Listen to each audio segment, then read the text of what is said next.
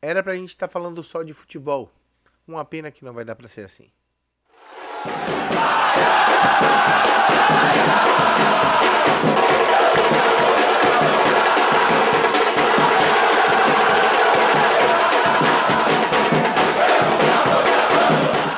Fala galera do YouTube. Beleza, o Bahia ganhou, mas infelizmente não tá beleza. Era pra gente estar falando só de futebol, mas não vai dar pra ser assim. Com uma atuação de gala de Hugo Rodalega, o Bahia venceu o Sampaio Corrêa por 2-0. E eu adoraria falar apenas de futebol. Antes do jogo, um atentado contra o ônibus do Bahia explodiu 3 bombas na Avenida Bonocô. O goleiro Danilo Fernandes ficou ferido, o lateral Matheus Bahia recebeu também graves ferimentos e o atacante Marcelo Cirino ficou extremamente atordoado com tudo o que aconteceu. Infelizmente, ainda temos que conviver com esse tipo de barbárie no nosso futebol e não dá para poder mensurar o tamanho da dor dessa galera e o tamanho da revolta que atingiu todos os torcedores do Bahia por conta desse fato lamentável. A gente vai ver um compilado de entrevistas. O primeiro deles a falar é o Dr. Rafael, que é médico do Bahia, e ele vai falar, sabe de quê? Do estado de saúde dos atletas. Fala, doutor. Entrevista com o Dr. Rafael Garcia, médico do Esporte Clube Bahia. Doutor, eu queria que você explicasse inicialmente a situação do goleiro Danilo Fernandes, que foi talvez a principal vítima aí desse atentado que o ônibus do Bahia sofreu a caminho aqui da Fonte Nova. O Danilo foi o jogador mais atingido realmente por esse atentado. Ele tinha lesões tanto em membros inferiores, nas duas pernas, como em face e tórax. Por essa gravidade das lesões, a gente optou por levar no hospital para ter uma investigação maior das lesões, com alguns exames complementares. Ele está bem, não teve nenhuma lesão grave, porém passará a noite no hospital para o resultado de alguns exames e observação. A gente pôde perceber que a região da face ficou muito afetada. Talvez essa bomba poderia ter tido, digamos assim, consequências ainda piores para o atleta se pegasse em outra região, mais próximo do olho, por exemplo? Então, sim, a gente deu muita sorte. Essa bomba poderia ter causado prejuízos muito importantes e sequelas permanentes para todos os atletas. Outros atletas também que ficaram de fora da partida por conta desse atentado, o lateral esquerdo Matheus Bahia, qual foi a situação dele? Matheus também foi atingido, né, por estilhaços, pedaços de vidros pegaram no tórax e membro superior e poucas coisas na face. Mas por apresentar uma irritação ocular, a gente achou por bem, junto com a comissão, afastá-lo do jogo. E a situação do atacante Marcelo Cirino, que também ficou de fora por conta desse atentado? Cirino, ele estava muito próximo do local que houve o impacto e foi o jogador que estava mais abalado psicologicamente por atentado. Depois, na sequência, a gente vai ouvir Guilherme Cortiço Belintani. E aí é uma das poucas vezes onde eu vou tirar o meu chapéu para o presidente, onde o presidente falou como presidente, apareceu, fez um meia-culpa, convocou a torcida e pediu para que a gente jogasse pelo Bahia. Falou de SAF, disse que tem coisas caminhando, não confirmou proposta, não disse que tinha e nem disse que não tinha. Falou de reforços e falou também de renovações. Muito pertinente a entrevista do presidente. Vamos conferir? Entrevista com o presidente Guilherme Belintani. Primeira pergunta de Douglas Santana. Ele pergunta: Belintani, qual o recado que você dá aos meliantes que quase fizeram uma tragédia e quais as medidas que o Bahia tomará de hoje em diante? Boa noite, Douglas. Boa noite a toda a torcida e a todos os jornalistas, radialistas que nos escutam nesse momento. Primeiro, é bom dizer que o que aconteceu hoje não foi a primeira vez exatamente de um fato como esse, numa região muito parecida ali da Bonocô. No ano passado nós também fomos vítimas de um atentado à bomba na mesma região. A diferença é que dessa vez a bomba atingiu o ônibus e feriu atletas. E de uma próxima vez, essa bomba pode atingir o motorista, por exemplo, e o ônibus, por exemplo, matar 40 pessoas. O que houve hoje foi um atentado, o que houve hoje foi algo de extrema gravidade, e nesse momento todos nós poderíamos estar transtornados e em choque pela morte de 40 pessoas dentro de um ônibus. Felizmente isso não aconteceu, e o que eu estou falando aqui não é uma projeção exagerada. Isso podia ter acontecido. O que a gente encara, o fato de hoje, é como um atentado ao clube, à nossa história, aos nossos atletas e à nossa torcida, que não faz parte desse pensamento que foi motivado, gerado por bandidos, por pessoas que devem ser presas, e eu recebi com muita confiança a mensagem do governador de que essas pessoas serão presas e punidas dentro da lei, para que a gente não precise, em outro momento, lamentar a morte de uma pessoa a partir de um atentado a um clube de futebol. Portanto, para nós, esse fato de hoje pode ser um divisor de águas, ou pode ser que daqui a 1 ou 2 anos a gente tenha que novamente tratar do tema. Eu confio na Polícia Militar da Bahia, na Secretaria de Segurança Pública, no Governo do Estado, para que haja punição exemplar aos bandidos que cometeram esse atentado ao Esporte Clube Bahia e à sociedade baiana como um todo, e assim a gente espera, uma punição exemplar. Pergunta de Ulisses Gama. Presidente, na última reunião do Conselho Deliberativo foi indicada a contratação de um diretor de futebol e esse nome ainda não chegou. Há previsão para definir essa situação? Paulo Autuori foi um nome pensado? Sim, Autuori foi um dos nomes que a gente convidou há cerca de 10, 12 dias atrás, imediatamente no mesmo dia do desligamento dele do Atlético Paranaense, logo na sequência. E víamos conversando muito com ele nesses dias, mas infelizmente ele declinou do convite, fez uma outra escolha profissional, e a partir de ontem, com esse retorno dele, a gente voltou à busca de ocupar essa função no clube, que nesse momento está sendo ocupada por diversos outros profissionais, mas que certamente, assim que possível, assim que a gente encontrar alguém com a devida convicção, vai chegar para dividir o trabalho que já está sendo feito com todos os outros profissionais aqui dentro do clube. Pergunta de Nilson Luiz. Presidente, como você tem lidado com tanta pressão e você está tranquilo para continuar seu mandato? Claro, é minha obrigação, né? Obrigação. Eu acho que quem fala de interrupção de mandato, de renúncia, de impeachment, não conhece a verdadeira história da democracia do clube, o quanto nos custou isso, o quanto pessoas lutaram para que o Bahia tivesse uma eleição. E se alguém algum dia quiser propor que o estatuto tenha uma cláusula de que em caso de rebaixamento o presidente deve renunciar ou ser impeachmentado, eu acho que é natural, coloca isso em discussão, mas o meu dever como presidente é seguir adiante e recuperar o que nós causamos, a tristeza, o desalento, a desesperança que nós causamos na torcida.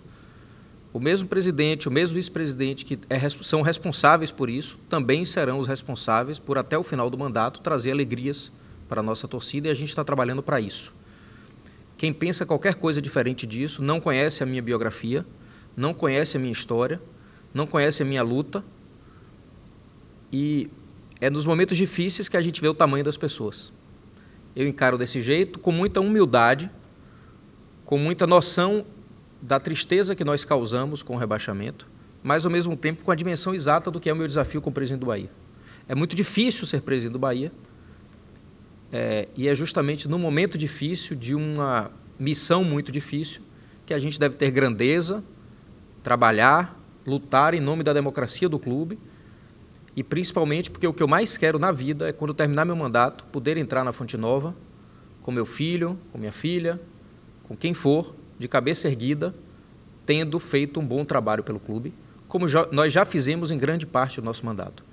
Escorregamos, ferimos as pessoas, trouxemos mágoas, reconhecemos isso e estamos absolutamente focados na missão de trazer de volta uma alegria que a torcida merece. É nossa responsabilidade e eu estou indo atrás disso. Pergunta de Marinho Júnior. São 2 meses falando de SAF na Bahia e no Bahia. O que tem de verdade nesse assunto e o que pode acontecer de novidade? Sim, tem verdade. Primeiro que a SAF virou um tema muito recorrente no Brasil, né, a partir da lei, do advento da lei do ano passado. Eu fui uma pessoa que, como representante dos clubes junto ao Congresso Nacional, participei amplamente da discussão e da elaboração da lei da SAF. Eu conheço a lei de trás para frente, conheço o sentido dela, e desde que a lei foi promulgada, a gente deixa claro que qualquer escolha de transformação em SAF, criação de SAF ou não, caberá ao sócio do Bahia, mas a mim, como presidente, cabe ouvir propostas ou até mesmo buscar propostas que possam ser interessantes para o clube, sem pressa. O Bahia não está no rol dos times desesperados, que precisam se transformar em SAF.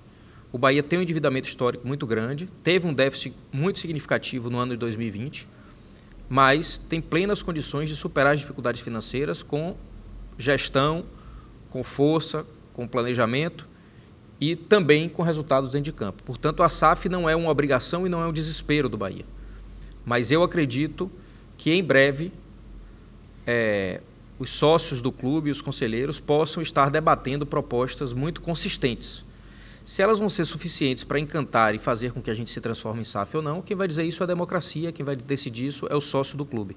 Mas a minha obrigação é trazer o que há de melhor no mercado para ser analisado com muita cautela, com muito cuidado, com muita calma, como a gente construiu o clube até agora e segue reconstruindo. A última pergunta de Gabriel Rodrigues. Desde o fim do ano passado, a relação entre torcida e diretoria está estremecida e hoje culminou em um episódio lamentável.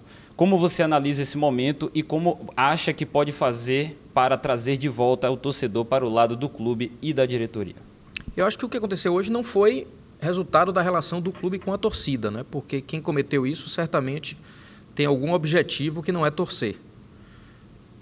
Quem conhece as circunstâncias da democracia do Bahia, do seu processo de reconstrução, sabe que o que aconteceu hoje aqui não tem nada a ver com torcida. A gente sabe o que aconteceu hoje aqui. Mas é inevitável e é absolutamente compreensível, e eu não esperava nada diferente, depois da tristeza que nós trouxemos à torcida com o rebaixamento, que a relação com a torcida ficasse extremamente dolorosa.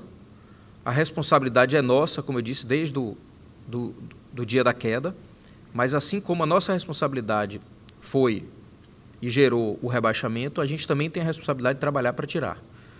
O que eu gostaria muito, e eu não tenho condição de exigir isso, mas eu gostaria muito, é que a torcida nos ajudasse. Não a mim, Guilherme Bellintani, que hoje sou um presidente com alto índice de rejeição, com um desgaste muito grande, mas sou eu que estou aqui para liderar esse projeto.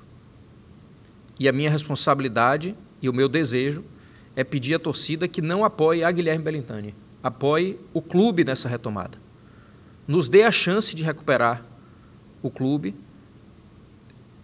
compreenda um pouco mais que depois de uma ferida aberta dessa dimensão, ela não vai se fechar de uma hora para outra e ela não vai se fechar a partir do aperto da ferida.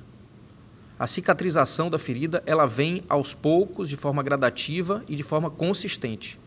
O que eu posso pedir àqueles que ainda têm um resíduo de confiança, que a gente conquistou a partir do trabalho que fizemos em 2018, 2019 e também no enfrentamento à pandemia até o meio de 2020, que foi trabalho até então bem avaliado, apesar de a gente ainda entender que podia ter resultados no futebol.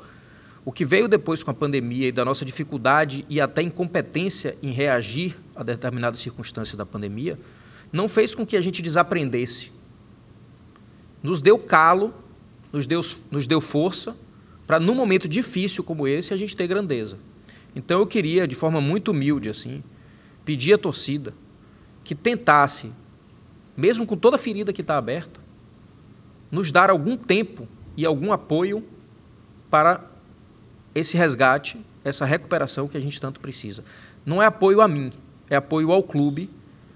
Nós não temos bandidos dentro do clube, nós não temos vagabundos dentro do clube, nós não temos pessoas desonestas dentro do clube. Nós temos pessoas que foram incompetentes na gestão do futebol e isso gerou um rebaixamento que é uma ferida enorme. Mas a partir do momento que não temos mais vagabundos, desonestos, pessoas que não gostam do clube, nós temos aqui torcedores, pessoas dedicadas e sérias, eu tenho, ao mesmo tempo, a humildade e a confiança de que, mesmo com tantos erros, a gente vai ser capaz de recuperar o clube. E se a torcida puder nos ajudar um pouco nisso, estender um pouco a mão e nos dar uma trégua para juntos a gente passar para um novo processo, a luta que nós temos em 2022, eu tenho certeza que as ações que vão acontecer, os resultados que vão acontecer, todo o movimento que a gente vai fazer vai tornar o Bahia mais competitivo e a gente vai ter resultado positivo no final de 2022. Obrigado a todos, boa noite e novamente aqui pedindo também um reconhecimento especial aos atletas que, muito abalados, não é fácil, mas decidiram jogar e honrar a camisa do nosso clube. Mostraram as pessoas que são e a seriedade que têm com a camisa do nosso clube. Mais alguma, Rafa? Encerrada a entrevista coletiva do presidente Guilherme Belintani, em instantes teremos início... Além do presidente, o técnico Guto Ferreira. Eu falei na jornada esportiva a respeito de nós estarmos dentro de um processo onde aconteceu um acidente, um atentado, e o jogo ia acontecer normalmente, porque quem gere a competição deixaria o jogo acontecer normalmente. Infelizmente, o técnico do Bahia discorda de ter acontecido o jogo. Achava ele que um atentado dessa magnitude, o jogo não deveria ocorrer. Concordo. Mas a gente vai ver a fala do técnico nesse exato momento. Entrevista coletiva com o técnico Guto Ferreira, começando com duas perguntas similares aqui de Manuel Messias e Ulisses Gama. Manuel Messias pergunta: Guto, se você já teve notícias dos jogadores feridos no atentado? E Ulisses Gama diz: gostaríamos muito de falar somente sobre o jogo, mas ocorreu um fato absurdo antes da bola rolar. O que você pode falar sobre o que ocorreu dentro do ônibus e nos vestiários antes do jogo? Bom, em relação à condição dos atletas, né? O Cirino bastante abalado, pequenas escoriações, o Bahia também, né? E quem foi mais afetado foi o Danilo, que graças ao bom Deus o corte foi menos de um dedo do olho, um dos cortes. O outro, mais profundo no pescoço, não atingiu alguma coisa mais grave. E ainda um corte na virilha também, com certa profundidade, que não atingiu coisa maior. Dentro do ônibus, no momento, todo mundo aterrorizado, sem entender o que estava acontecendo. E à medida que o Danilo gritou que foi atingido, todo mundo buscou acudir, né? Amparar ele. Até um gritou: para, não para, pelo amor de Deus, toca o ônibus. Tanto é que a gente foi com o ônibus, sem parar o ônibus, até a entrada da Fonte Nova. Foi quando a gente já providenciou contato, né, para quando chegasse já tivesse toda a parte médica esperando, né? E foi uma coisa rápida. Eu não tinha passado ainda por uma situação, já tinha passado por uma situação de quebra de vidro, que foi na final do Baiano, quando a gente foi jogar no estádio do rival, mas nada como hoje. Hoje a gente se imaginou como é que são os atentados à bomba na Europa, porque foi um clarão, com um estouro violento, o primeiro. Foram 3 estouros no meio do ônibus. O segundo, mais atrás do ônibus, foi quando o Danilo... foi quando os 3 jogadores nossos foram atingidos, que estavam mais na parte de trás. e o terceiro explodiu um pouco longe do ônibus.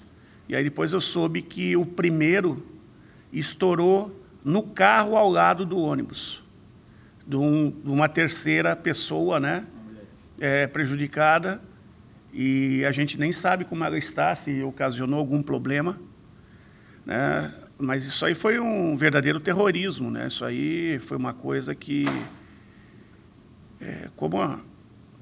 foge totalmente do que a gente está a trabalho aqui, né, foge completamente.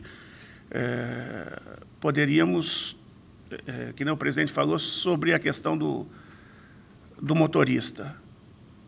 Mas se o segundo, porque o primeiro arrebentou o vidro, se o segundo cai dentro do ônibus, ou o terceiro cai dentro do ônibus, tinha sido uma verdadeira tragédia.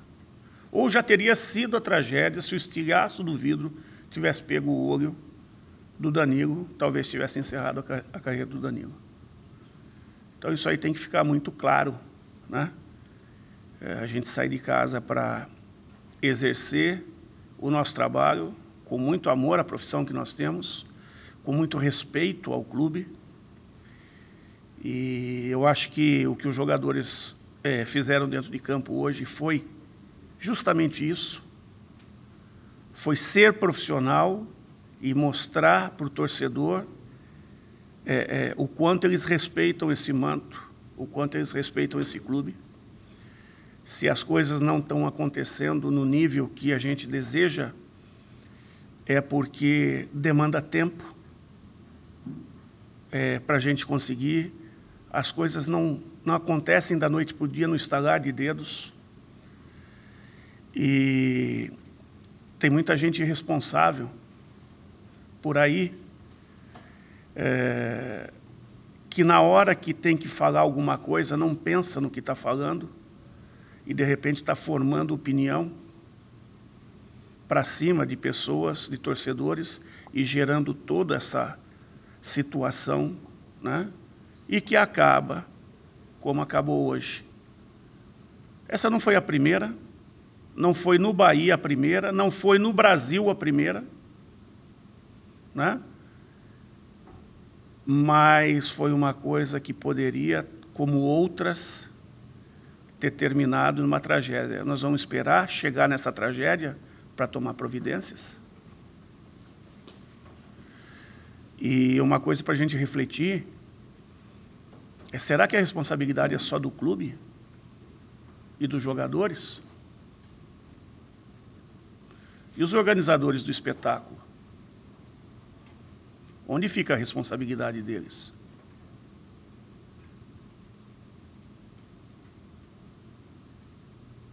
Será que o contrato assinado é mais importante do que o momento de uma vida? Tudo bem, hoje não teve o problema da perda de nenhuma vida ou alguma coisa mais grave. E se tivesse acontecido, como seria o final? O que a gente estaria fazendo aqui agora? Então, aquelas pessoas que têm força, aqueles órgãos que têm força, que são os organizadores do futebol brasileiro, têm que fazer alguma coisa, gente. Tem que fazer alguma coisa. Com as recepções de aeroporto, quando a equipe não vai bem, com as invasões de CTs, e agora os atentados à bomba. Pergunta de Douglas Santana. Guto, hoje tivemos dois extremos no time do Bahia. Daniel mostrando evolução e premiado com gol, e Patrick, na opinião dele, que ainda não fez boa partida em 2022, sendo expulso. Explique essa maior aproximação de Daniel com a grande área e os motivos para que Patrick estivesse seguindo no time titular, mesmo não mostrando bom futebol, na opinião de Douglas Santana. Você acabou colocando aquilo que eu mais abomino na fala dele, né? É a opinião dele em relação a Patrick. Para começar, Patrick é o segundo jogador que mais atua na temporada, iniciando antes dos outros. vem desempenhando uma outra função em relação à do ano passado, quando ele jogava mais na primeira função, hoje ele sai mais para o jogo. É um jogador que combate, que ocupa o campo todo, que articula, traz tranquilidade para que o meio possa jogar. Na competitividade você acerta e erra, e ele não é diferente. E ele não é diferente, mas pode ter certeza que ele muito mais acerta do que erra. Uma liderança gigante dentro do vestiário. Um atleta extremamente dedicado, de entrega. Ah, sim. O jogo que ele ficou de fora foi por Covid, tá? O único jogo que ele ficou de fora foi por Covid. Que ele teve Covid e depois já estava dentro de campo. Então, é muito fácil. Já botaram um X no pé do Bahia, né? Que era um dos jogadores chaves do time do ano passado. Agora estão querendo botar um X no pé do Patrick, é isso? É isso? Calma, gente. Patrick é um grande jogador. Se abrir a boca aqui, está cheio de time no Brasil que fala bem dele e que quer ele. Aí não serve para o Bahia, é isso? Na opinião, no caso do nosso amigo aqui. Porque na minha serve e muito. E muito. E eu estou dizendo isso porque talvez as falas do nosso amigo tenham influenciado o torcedor atrás do banco, que o jogo inteiro ficou gritando para tirar o Patrick. E o Patrick fazendo um bom jogo até então. Fazendo um bom jogo até então. Aconteceu de sair expulso, errou. Nós vamos pagar o preço, né? Vamos ficar sem ele num jogo importante contra o Sport. Mas temos jogadores que podem suprir também, né? Que vão ter espaço. E o Daniel, a gente vem conversando muito, vem trazendo confiança, tranquilidade para ele, vem mostrando para ele de que maneira que a gente gostaríamos que ele atuasse. Ele é um jogador muito leve, de muito movimento, e que a nossa cobrança é que ele não tinha muita alternância de ritmo durante a partida. Ele jogava sempre na mesma batida, e agora ele está freando, saindo, passando, entrando, chegando para bater em gol dentro da área, chegando para pifar os companheiros próximo à área, batendo de fora da área. E aí o jogo dele cresce. E o jogo dele crescendo, o futebol da equipe cresce. Por quê? Porque ele é um jogador que tem muita qualidade no passe. E o que ele vem também ouvindo e nos ajudando, que dentro das características dele, ele procura ajudar ao máximo, dentro do que ele consegue, também defensivamente. Nem que seja para tirar uma guia de passe, ou dar uma apertada sem tanta pressão, mas dificultando o passe para o adversário, que às vezes ele mesmo acaba roubando a bola, ou se ele não rouba, os companheiros do lado roubam. E isso tem sido fundamental, hoje foi fundamental, dentro do que a equipe produziu. Pergunta de Manuel Nascimento Petitinga. Boa noite, Guto. Esse time que iniciou o jogo, claro, com a exceção de Danilo Fernandes, é o ideal no momento? Digamos que está próximo do ideal, pode ter uma ou outra peça que possa, um jogo ou outro estar sendo mudada. Mas você pode ver que é mais ou menos uma base que a gente vem mantendo. O Rezende às vezes entra, às vezes eu adianto o Luiz Henrique na linha da frente, às vezes eu entro com o Ronaldo, mas não foge muito disso. Pergunta de Reginaldo Lima, de Feira. Ele diz aqui, Guto, um triunfo com muita entrega dos atletas, mesmo com os problemas que aconteceram antes da bola rolar. O que você tira de mais positivo no triunfo de hoje? Unidade de grupo, maturidade na decisão tomada dentro do vestiário, que foi uma decisão dos jogadores irem para campo.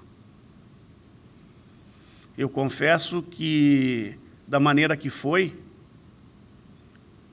eu não sei se eu teria tomado a posição que eles tomaram, porque é só quem estava lá dentro do ônibus para sentir o que foi. E eles foram muito maduros e se uniram e conversaram de maneira que fossem para campo para honrar os compromissos e mostrar para o torcedor o quanto eles estão fechados, o quanto eles estão honrando o manto sagrado do Bahia. Demonstrar para o torcedor que quando as coisas não acontecem, não é por falta de caráter, não é por falta de entrega. É porque outros fatores podem estar afetando, no caso da derrota, mas jamais a entrega, jamais a vontade, a disposição e o profissionalismo. Nilson Luiz, Guto, mesmo com esse problema de hoje, sua equipe mostrou evolução em relação aos últimos jogos? Cara, é só ver o que a gente produziu dentro de campo. E não foi hoje, não, nos outros jogos também. Quando nos outros jogos eu comento que, dentro de uma pergunta, um de vocês fala que a gente não teve criatividade. Caramba, hoje de novo nós fizemos penetrações por dentro, pelos lados, bicicleta, drible dentro da área, finalização dos mais variados tipos. Se o jogo tivesse terminado 5, não teria sido nada anormal, porque nós produzimos para isso. Nós tivemos volume para isso. Tivemos um jogador a menos e continuamos superiores no jogo.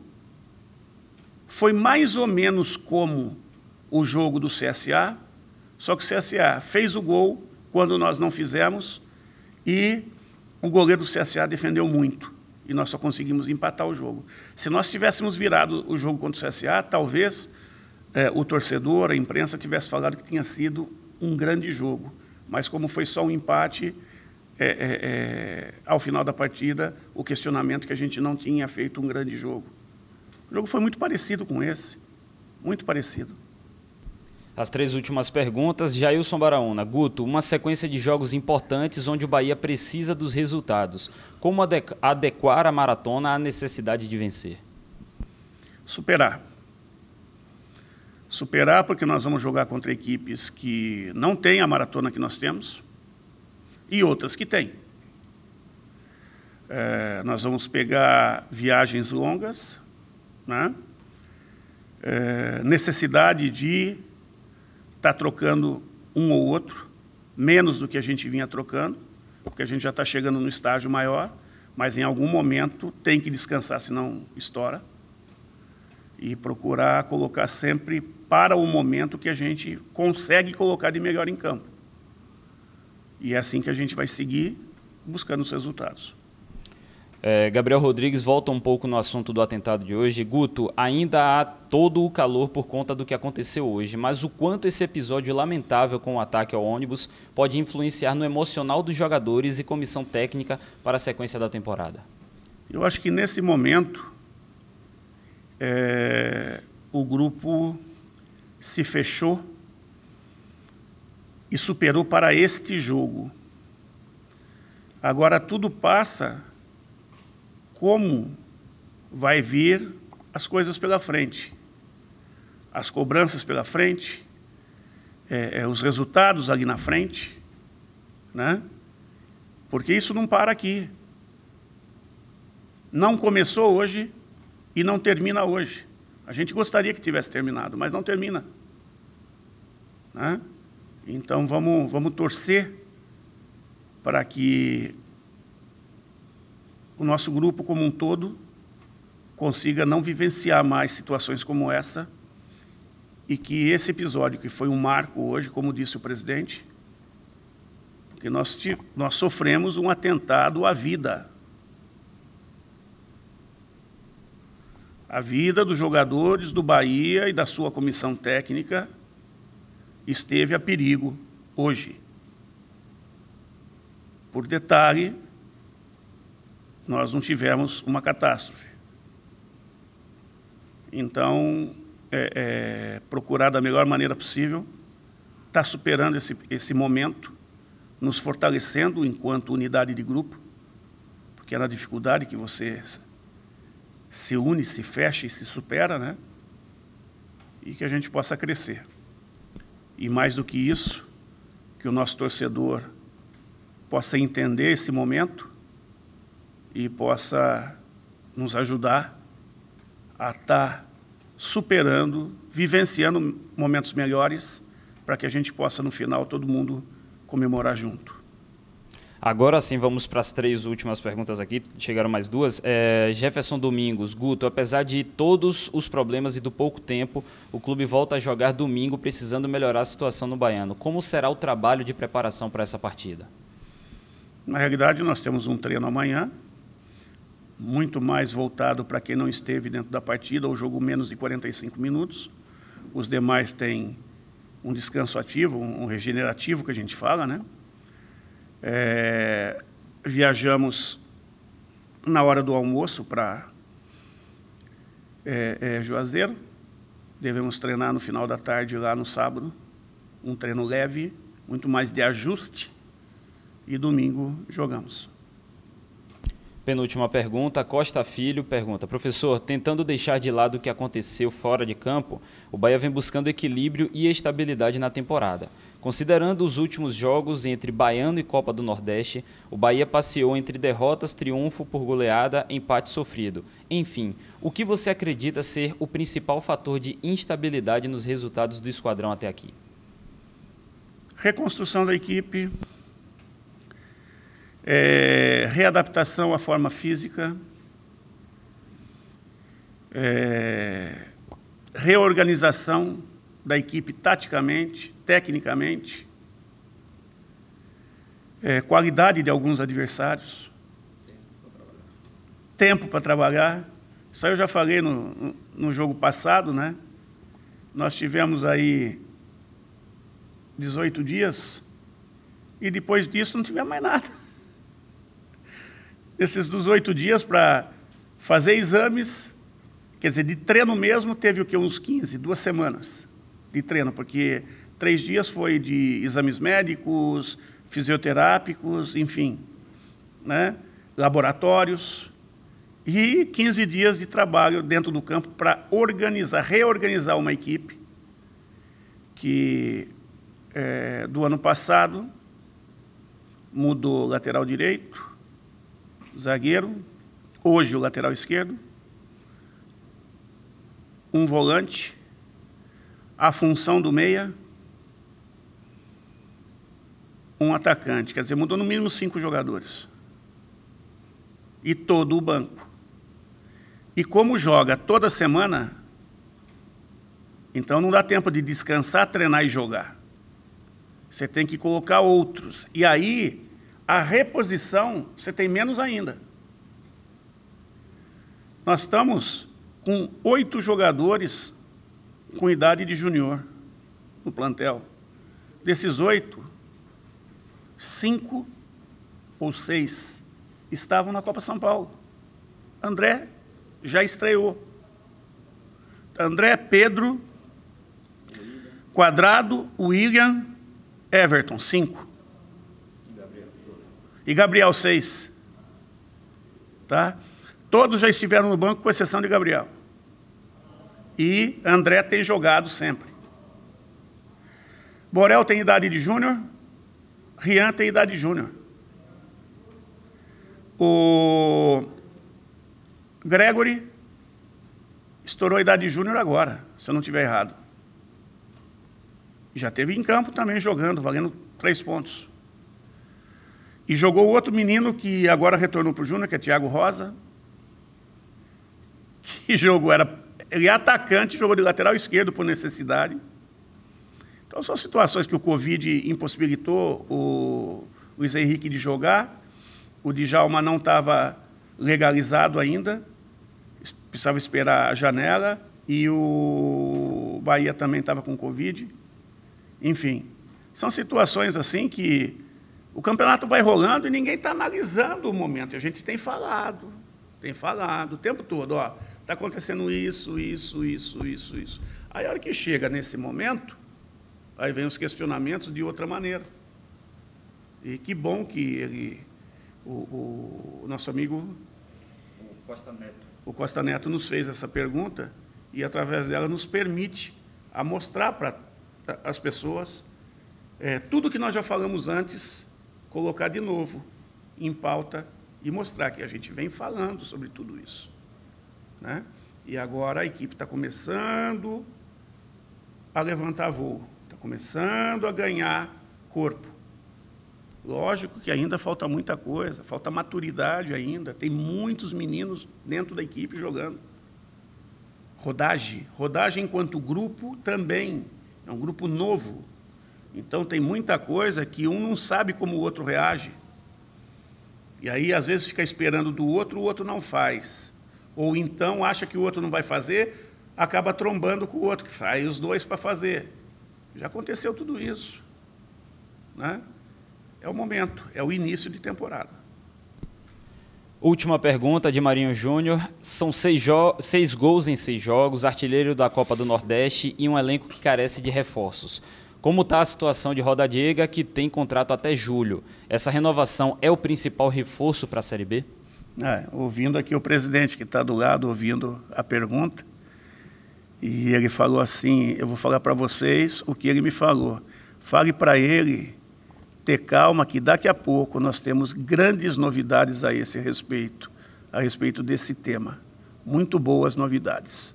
Então, só estou passando para vocês, transmitindo a vocês o que ele me passou aqui agora, do meu lado.